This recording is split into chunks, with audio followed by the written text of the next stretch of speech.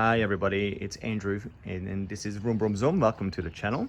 And if I could just quickly ask before we do anything, if you could subscribe, that'd be sweet because I would love your support. The channel's growing great and bringing you quality content just like this, which is really crappy underproduced videos of me talking about my bikes. So here we are. This is a follow-up video on these weird looking amazing handlebars which have allowed me to customize the feel of the riding position just that little bit. Okay, so I've had a couple of questions and I'm going to answer them now.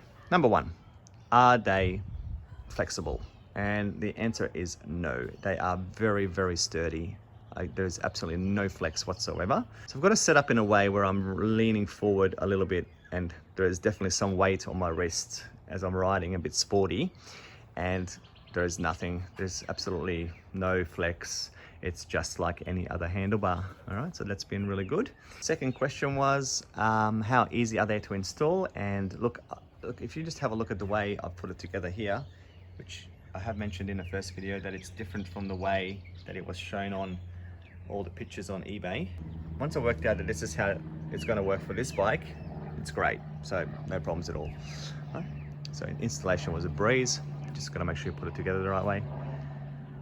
And that's about it for all the questions actually, but all right, let me talk to you about the experience a little bit. So compared to the original bars on the SV, these are a lot wider, which is the reason why I got them, and they do feel wider. So when you are tipping into a corner, you get that sensation that you're putting more weight onto the bars and the bike is a little bit tippier, a little bit more sportier. Okay, so it drops a bit faster into that apex.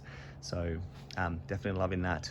You know, I've set it up in a way where it's perfect for me. So it's slightly aggressive, but not overly aggressive. It's definitely no racing bike aggressive, but it's not the way that, you know, the upright standard bikes are.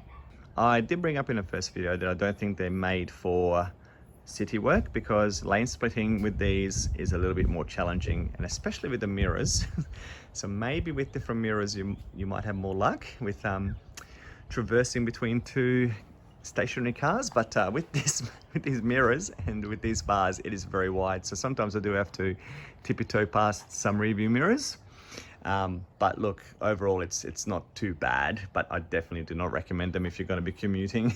So I'll probably make them narrow by tilting forward here and bringing this one in, or sliding this closer in here along this bar, sliding that assembly in, and then you could get it a bit tighter if you were interested in adjusting your position but not having too wider bars. From up here, I'm just kind of like, what on earth? But I don't know, it's great. It's really grown on me. It's so mechanical looking. So yeah, so far so good. Really enjoying the bars, and yeah, definitely very sturdy. So the only adjustment I've had to make is over the last 3 rides, I've sort of brought the angle, this angle, if you're gonna see it, I'm gonna show you somehow, but this angle here, I've brought it back so that for my wrist position and my body position, it's nice and comfortable. I don't have to kink my wrist at all. It's just nice and straight. Okay, in terms of like a nice natural position for me. Yeah, there it is. Okay, everyone, that was it. Just a quick follow-up video, just in case you're wondering how they're going. And yeah, give them a go if you're after something just to, you know, experiment with your bike and make it a little bit different for you. All right, everybody, have a good one. See you next video.